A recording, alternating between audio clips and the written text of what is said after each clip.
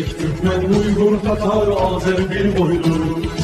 Kara, Kalpak, Kırgız, Kazak bunlar bir soylu. Перед лицом сложившейся в ПАСЕ невыносимой атмосферы расизма, азербайджанофобии и исламофобии, делегация Азербайджана принимает решение прекратить свое взаимодействие и присутствие в ПАСЕ до дальнейшего уведомления. Об этом говорится в тексте заявления делегации Азербайджана в Парламентской ассамблее Совета Европы, с которым она выступила 24 января на заседании структуры, после чего покинула зал. В заявлении также говорится: Азербайджанская республика – гордая, независимая, суверенная, демократическая и мультикультурная страна. Демократия – наш осознанный выбор. Со времени обретения независимости в 1991 году мы добились огромного прогресса в обеспечении прав человека и верховенства закона в Азербайджане. Авторы заявления напомнили, что основная цель ПАСЕ – обеспечить платформу для диалога между парламентариями разных стран, основанного на взаимном уважении и равных условиях. И что Азербайджан, вступив в Совет Европы в 2001 году, искренне надеялся, что эта организация, призванная защищать права человека и верховенство закона, поможет нашей стране восстановить права сотен тысяч азербайджанцев, нарушенные в результате военной агрессии и оккупации Армении части ее международно признанных территорий, и тем самым восстановить справедливость во имя достижения прочного мира в регионе. Однако за 19 лет, с 2001 по 2020 год, ПАСЕ так и не смогла призвать государство-агрессора Армению к ответу за ее действия, противоречащие основным ценностям и принципам Совета Европы. В частности, это касается вопиющего пренебрежения правами человека азербайджанских беженцев и вынужденных переселенцев, подвергшихся этнической чистке. В заявлении отмечается, что после исторической победы в Карабахской войне и восстановления территориальной целостности и суверенитета наша страна постоянно сталкивается с организованной клеветнической кампанией по очернению Азербайджана. В течение почти 20 лет, когда азербайджанская делегация поднимала вопрос о тяжелых последствиях армянской оккупации, нам говорили, что ПАСЕ не является подходящим форматом для обсуждения вопросов, связанных с конфликтами. Но теперь та же ПАСЕ и те же депутаты говорят прямо противоположное и не упускают ни одной возможности напасть на Азербайджан, говорится в заявлении. Подчеркнув избирательные толкования международного права и различные отношения к вопросам, касающимся территориальной целостности и суверенитета государств, авторы заявления отметили циничную и лицемерную природу авторов этого позорного предложения.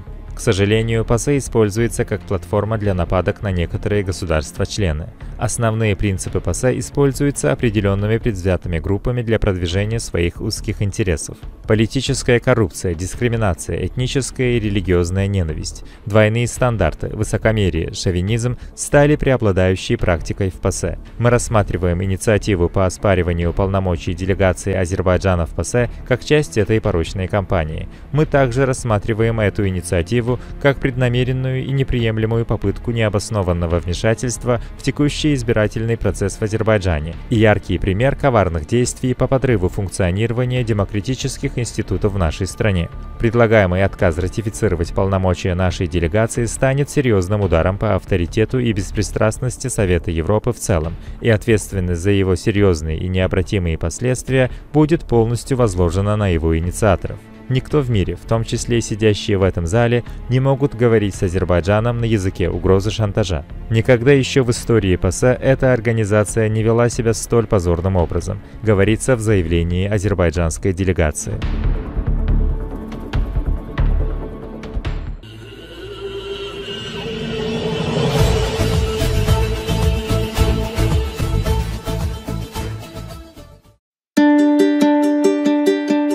А вы знали, что этот город прошел долгий путь, превратившись из небольшого промышленного порта, где, казалось бы, еще совсем недавно теснились корабли купцов из далеких стран, в мировой мегаполис. Всего за полвека Дубай стал лидером в области торговли, логистики, реэкспорта. Почему я об этом сейчас говорю? Дело в том, что у Дубая точно есть чему поучиться.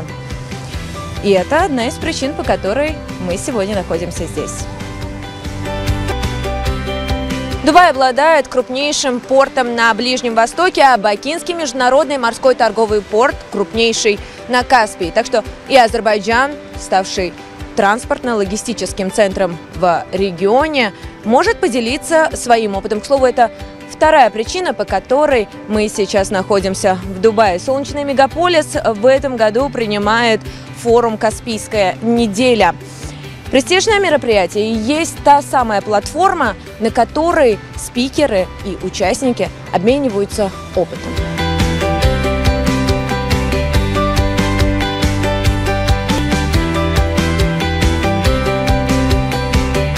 Около 65 спикеров, 700 участников из различных стран мира собрались здесь для того, чтобы закрепить уже имеющиеся связи и наметить перспективные пути развития сотрудничества. Caspian Week форум традиционно у нас проходил в Давосе во время параллельно Всемирному экономическому форуму. В этом году, впервые после ковид-пандемии, мы решили сделать это в Дубае. Мы очень рады, что это мероприятие проходит в партнерстве с группой компаний DP World, Dubai Ports. Это один из крупнейших конгломератов по логистике. И мы уверены, и уже вот по первому фидбэку, что полдня прошло, большой интерес к региону. И мы думаем, что мы продолжим проводить мероприятие Caspian Week форум в Дубае.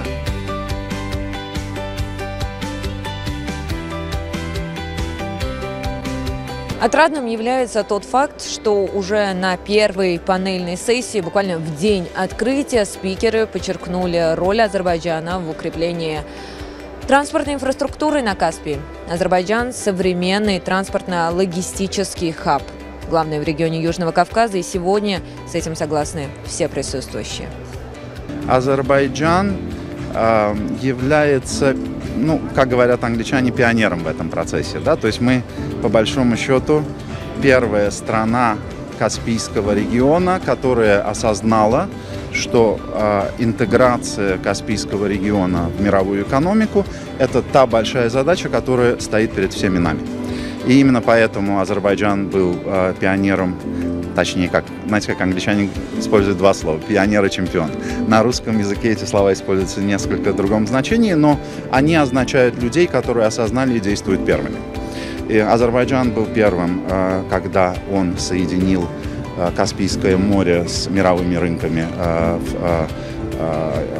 в нефти и газе. Азербайджан был первым, когда он начал строить сетку международных аэропортов на относительно небольшой территории. Мы построили самый большой и современный порт на Каспийском море. Мы сейчас фактически своими усилиями, шаг за шагом, отстраиваем, восстанавливаем Зангезурский коридор, который будет иметь гигантское значение для Каспийского региона. Это мероприятие имеет важное значение. В рамках Каспийской недели обсуждаются возможности сотрудничества с компаниями, занимающимися грузоперевозками. Мы также ведем переговоры о привлечении грузов. Наша цель – увеличить грузоперевозки по территории Азербайджана, в частности из Гобсанского порта. Мы проводим регулярные встречи в этом направлении.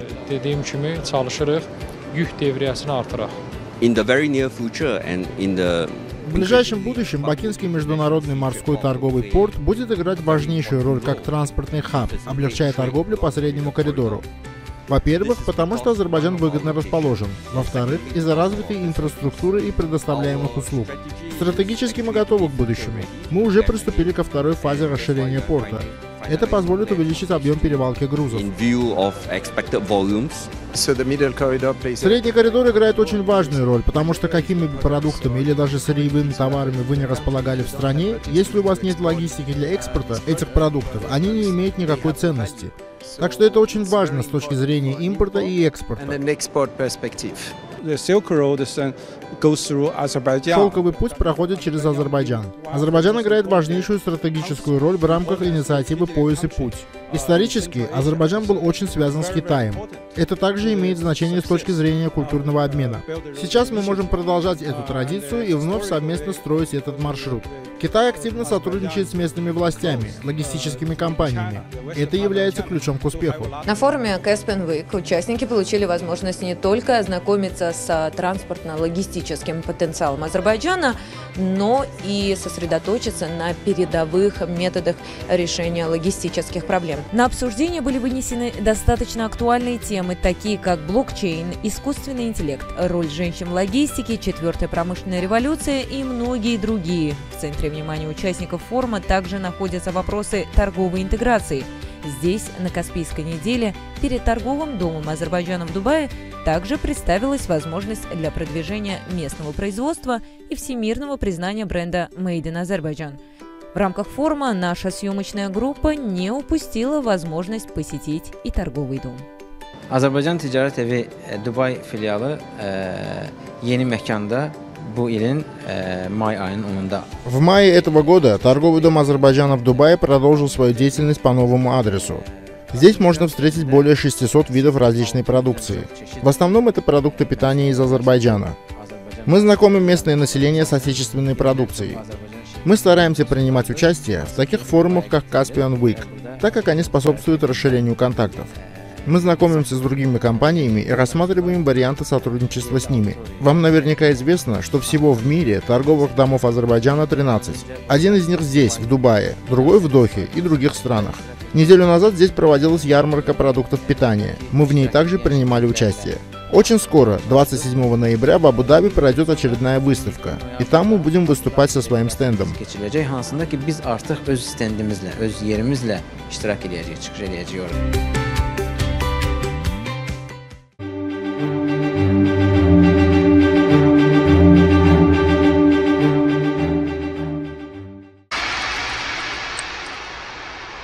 Тот, кто стражем сокровенных перлов тайны был, россыпь новую сокровищ в жемчугах раскрыл.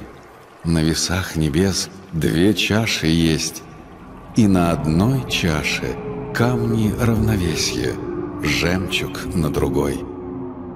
А двуцветный мир то жемчуг получает в дар из небесных чаш, то камня павшего удар.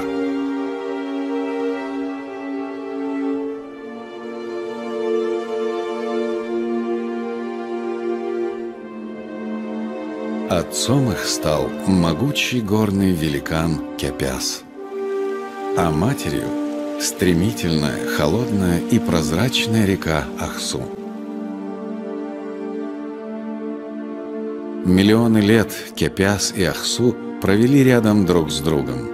Он в туманной вышине небес, она среди каменных ущелий у самого подножья великана.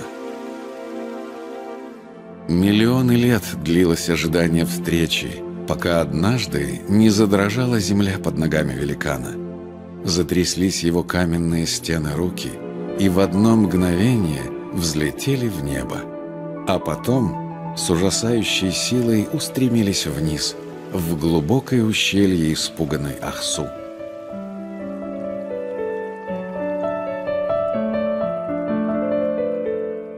Так в один день родились 7 горных красавиц, одна краше другой. И среди них самая прекрасная — Гёйгёль.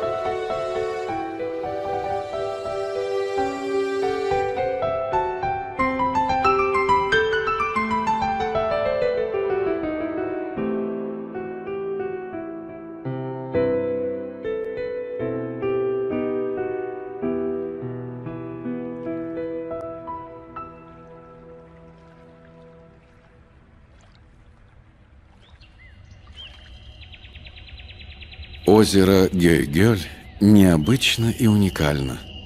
Оно имеет дату рождения – 17 сентября 1138 года. Совсем как человек.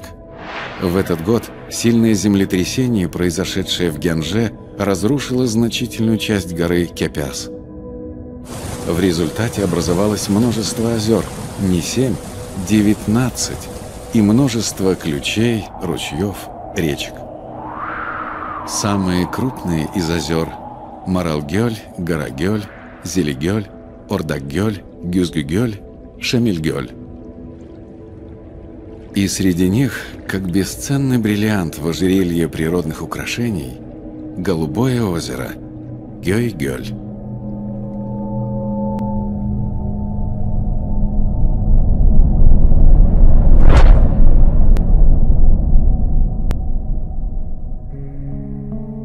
Гора Кепяс – господствующая вершина здешних мест. Высота этой горы – 3065 метров. Всюду, и на просторах высокогорных лугов, и под пологом горного леса рассеяны огромные каменные глыбы. Это остатки древнего Кепяза, память об исторических событиях XII века. Сегодня здесь тихо и спокойно. Территория заповедана. Это царство могучих орлов и стремительных кавказских туров.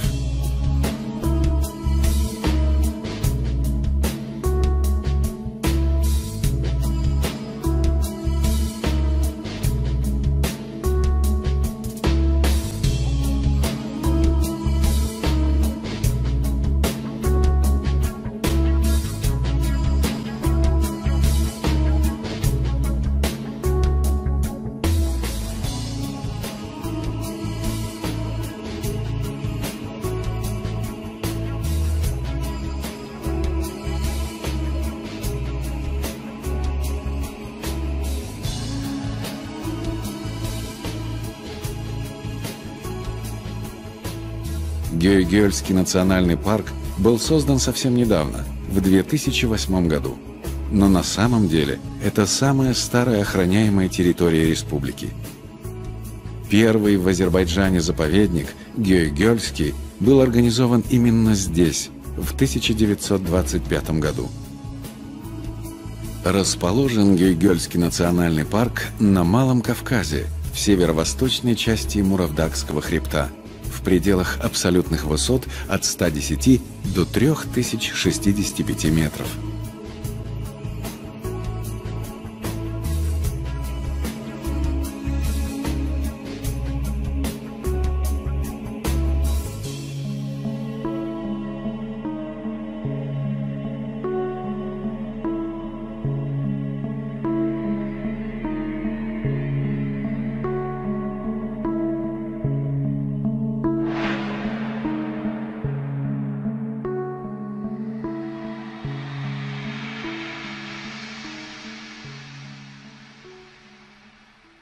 Зимой озера Гёй-Гёльского национального парка замерзают, но не все и не всегда.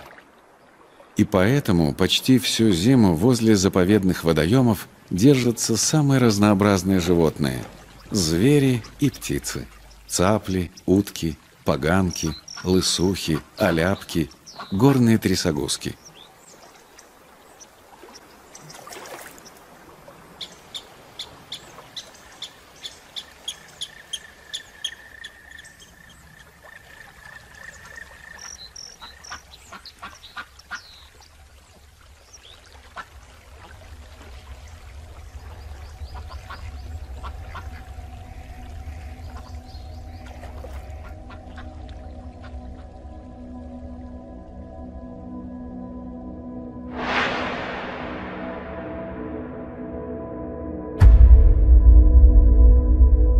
А на горных склонах Муравдакского хребта каждое утро ровно за 1,5 часа до восхода солнца появляются зимующие здесь зерноядные воробьиные птицы, дубоносы и зеленушки.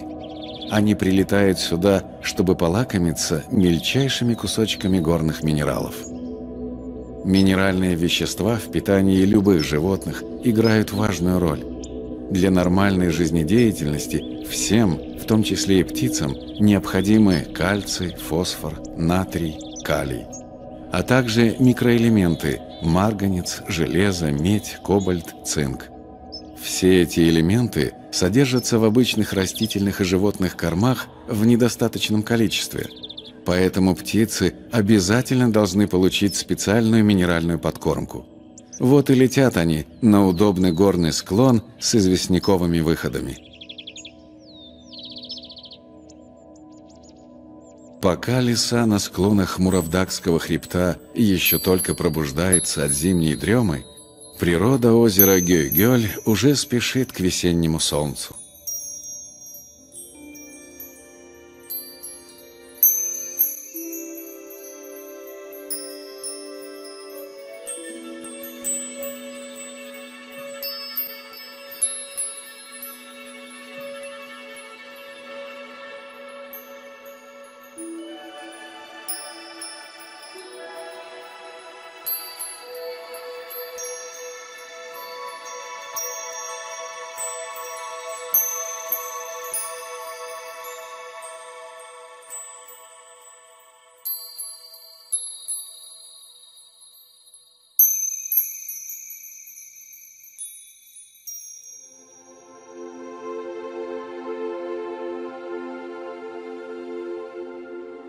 Лебеди-шипуны – белоснежные птицы, словно изысканное украшение восточной красавицы, подчеркивают необычнейшую красоту заповедного озера Гёй-Гёль.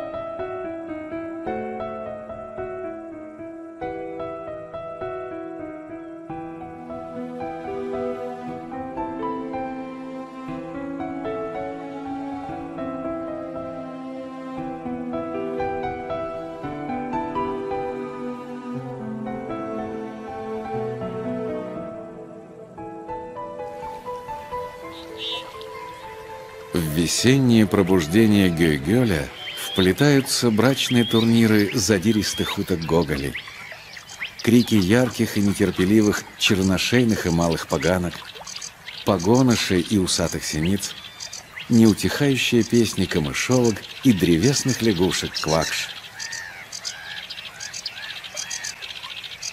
Высокогорное озеро, как правило, зимой замерзает, и лебеди все-таки его покидают. Но белоснежные птицы улетят отсюда недалеко, на побережье Каспийского моря.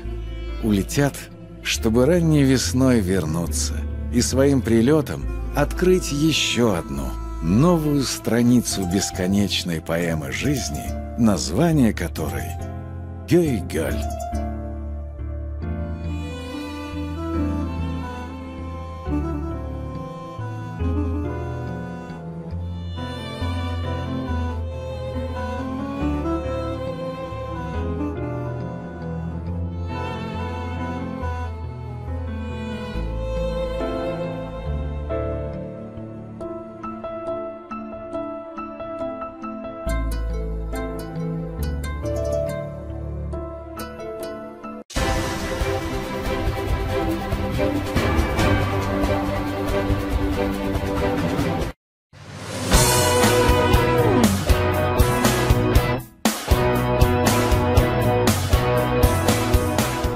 Каждый уголок Турции уникален.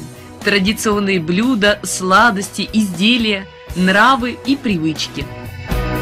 Что может быть лучше, чем окунуться на денек в жизнь маленького турецкого городка? Мы в Эскишехире, или, правильнее сказать, в старом городе. Ухоженный и компактный город в северо-западной Турции, заметим, согласно решению саммита глав тюркоязычных государств, стал культурной столицей тюркского мира 2013 года. В начале XIV века Эскишехир, или Старый город, был столицей молодого османского государства. В начале XX – полем сражения греческих войск с армией Турции. В начале 21-го – это студенческий центр страны и турецкая Венеция одновременно. Официально население Эскишехира около 650 тысяч человек. Но поскольку именно в этом городе расположился самый крупный университет страны и 4-й в мире, с сентября по май население города увеличивается вдвое. И это неудивительно. В университете ежегодно проходят обучение 880 тысяч студентов. Эскишехир очень компактный город. Центр его разделен каналами реки Посрук. Эта часть города называется Адалар, или в переводе на русский «острова». Каналы как бы выделяют в небольшие острова часть города, что в какой-то степени напоминает Венецию. Именно поэтому после реконструкции набережных в 2008 году здесь начали ходить венецианские гондолы. В выходные желающие прокатиться по каналам Эскишехира выстраиваются в очередь. Одна прогулка стоит 15 лир с человека. Адалар или острова – любимое место студентов. С утра до глубокой ночи здесь работают многочисленные кафе, рестораны и бары на любой вкус. Кстати, излюбленный транспорт здесь – велосипед. И это неудивительно. Город расположился на равнине, поэтому передвигаться на велосипеде не составляет труда. И по-студенчески дешево. Одун-Пазар – так называется исторический и туристический район Эскишехира. Отреставрированные здания 19 века, пекарни и лавочки мясников, мастерские – на каждом шагу история, мастерство и искусство, передаваемое из поколения в поколение. Оказывается, 70% жителей Эскишехира – это потомственные крымские татары. Поэтому именно это блюдо и стало визитной кулинарной карточкой старого города. Чебуреки здесь подают с пылу с жару. К ним подают также айран и, конечно же, большое количество салфеток.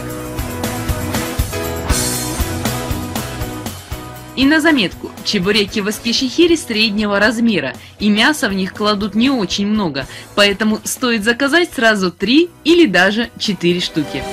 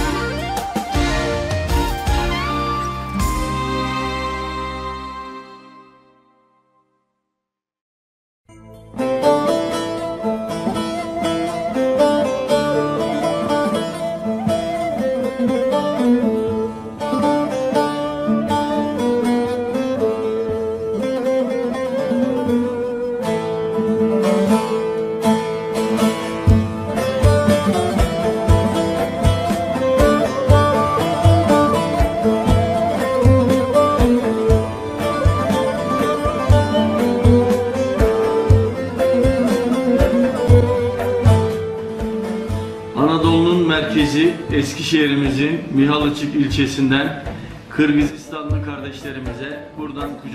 Через вас передаю свои искренние пожелания кыргызстанцам. Нам необходимо укреплять наши братские дружбы. Пусть наши дружественные отношения будут вечными. Я приглашаю вас в гости. Мы всегда готовы вас встретить с особой теплотой и искренностью.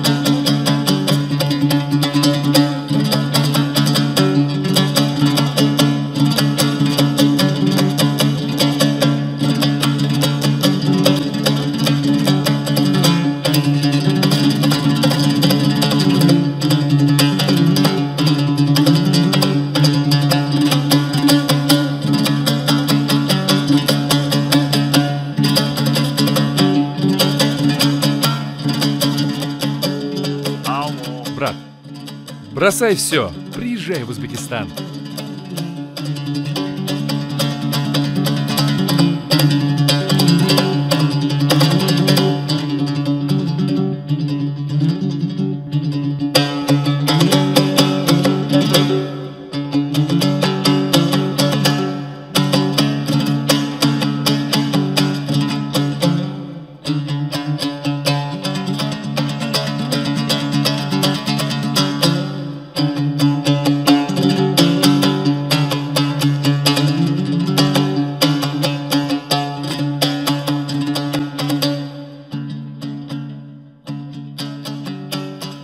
Добро пожаловать в Узбекистан.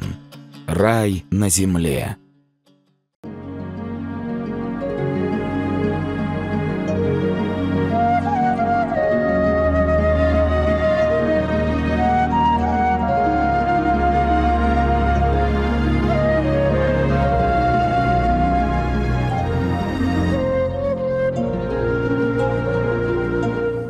Camgır töktü eç basılbay biz keletik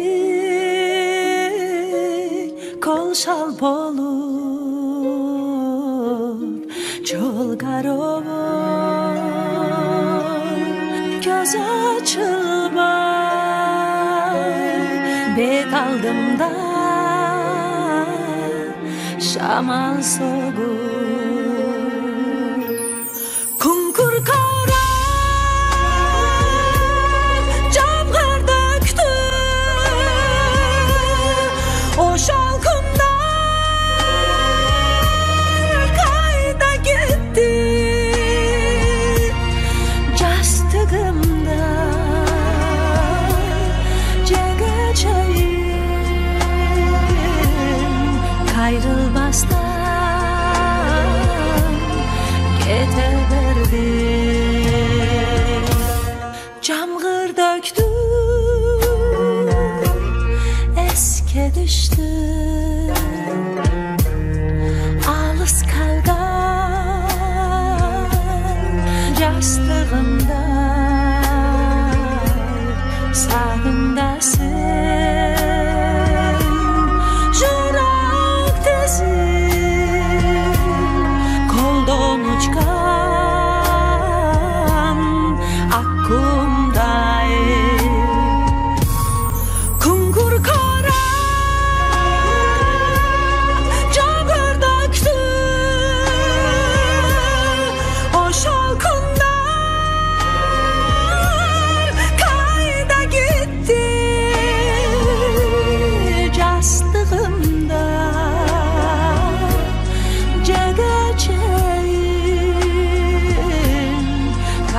bastan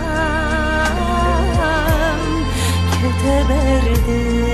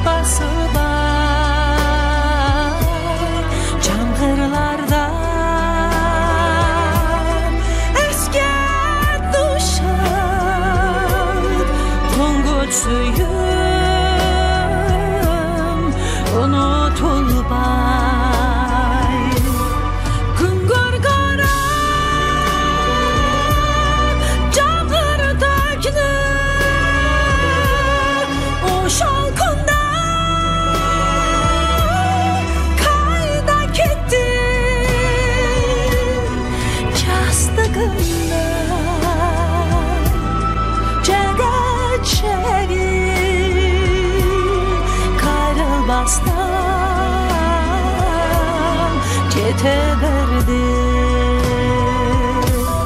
jastığımda cegeceğim kayrılmazdan